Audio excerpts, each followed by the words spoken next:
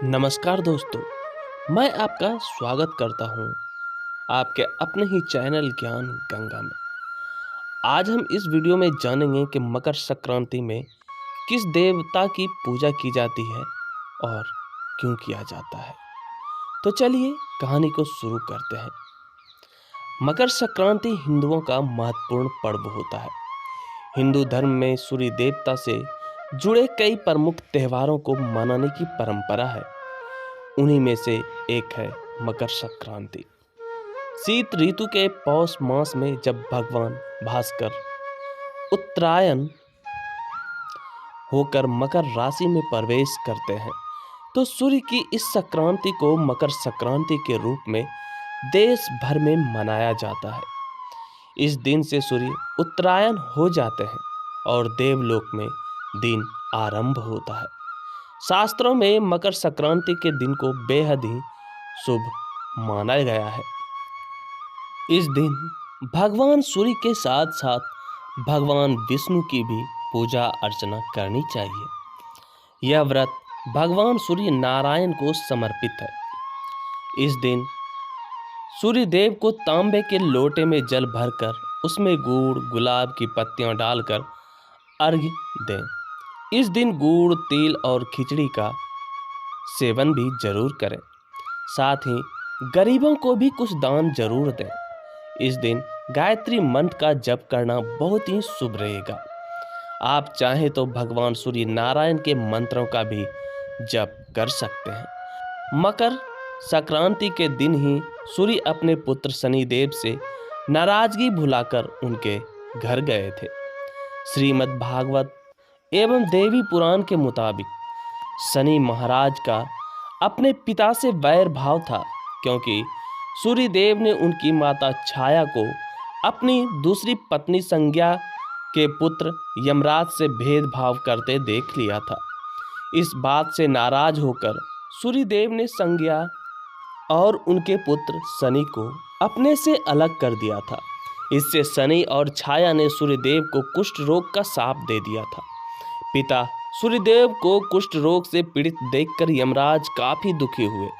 यमराज ने सूर्यदेव को कुष्ठ रोग से मुक्त करवाने के लिए तपस्या की, लेकिन सूर्य ने क्रोधित होकर शनि महाराज के घर कुंभ, जिसे शनि की राशि कहा जाता है, उसे जला दिया। इससे शनि और उनकी माता छाया को कष्ट भोगना पड़ रहा था। यमराज ने अपनी सौतेली माता और भाई शनि को कष्ट में देखकर उनके कल्याण के लिए पिता सूर्य को काफी समझाया। तब जाकर सूर्यदेव शनि के घर कुंभ में पहुंचे। कुंभ राशि में सब कुछ जला हुआ था। उस समय शनिदेव के पास तिल के अलावा कुछ नहीं था, इसलिए उन्होंने काले तिल से सूर्यदेव की पूजा की। शनि की पूजा से प्रसन्न होकर सूर्यदेव ने शनि को आशीर्वाद दिया कि शनि का दूसरा घर मकर राशि में मेरे आने पर धन धान्य से भर जाएगा। तिल के कारण ही शनि को उनका वैभव फिर से प्राप्त हुआ था, इसलिए शनि देव को तिल प्रिय है। इसी समय से मकर संक्रांति पर तिल से सूर्य एवं शनि की पूजा का नियम शुरू हुआ। मान्यता है कि इस दिन प्राण त्यागने वाले को मोक्ष की प्राप्ति होती है। यही कारण है कि महाभारत काल में भीष्म पितामह अपने प्राण त्यागने के लिए सूर्य के उत्तरायण होने की प्रतीक्षा कर रहे थे। भीष्म पितामह ने अपनी देह त्यागने के लिए मकर संक्रांति का ही चयन किया था।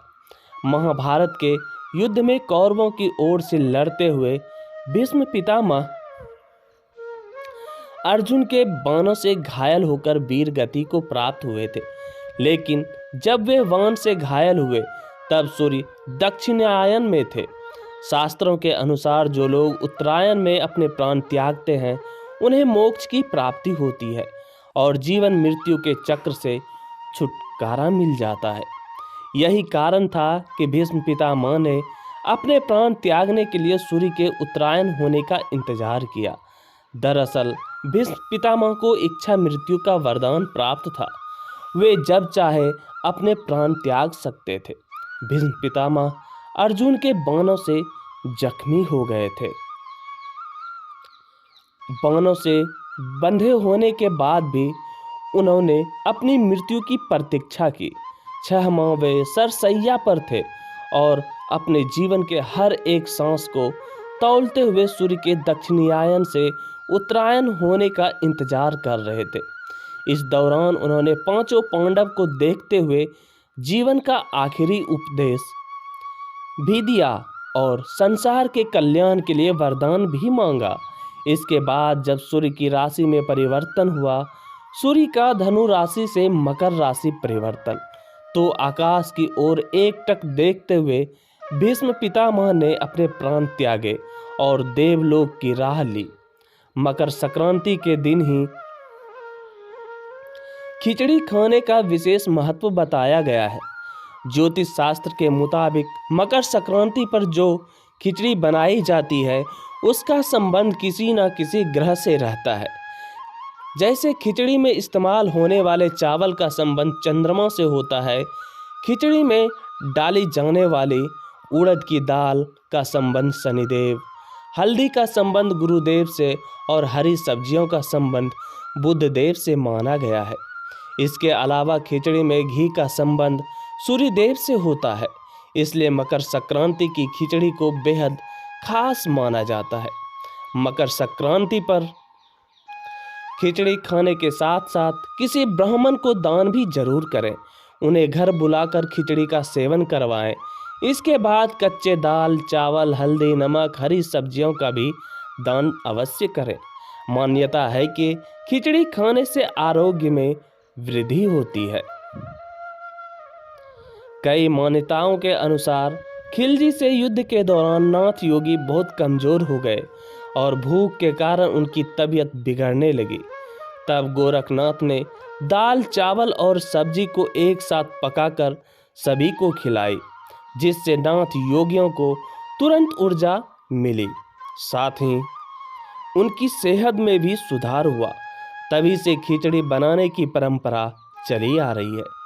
मकर संक्रांति के दिन ही गंगा जी भागीरथ के पीछे पीछे चलकर कपिल मुनि के आश्रम से होती हुई सागर में जाकर मिली थी और महाराज भागीरथ के पूर्वजों को इस तरह मोक्ष की प्राप्ति हुई थी। मकर संक्रांति के दिन गंगा सागर में हर साल मेला लगता है। यह दिन दान, दक्षिणा और पूजा पाठ के लिए ही अत्यंत शुभ होता है। शास्त्रों में मकर संक्रांति के दिन स्नान, ध्यान और दान का विशेष महत्व बताया गया है। पुराणों में मकर संक्रांति को देवताओं का दिन बताया गया है। मान्यता है कि इस दिन किया गया दान 100 गुना होकर वापस लौटता है। इस दिन शुद्ध घी एवं कंबल का दान मोक्ष की प्राप्ति करवाता है। मकर संक्रांति के दिन से मल मास भी खत्म हो जाते हैं और शुभ कार्य प्रारंभ हो जाते हैं। मकर संक्रांति को अलग अलग नामों से देश के विभिन्न राज्यों में मनाया जाता है। कर्नाटक में इसे संक्रांति, तमिलनाडु और केरल में पोंगल, पंजाब और हरियाणा में माघी,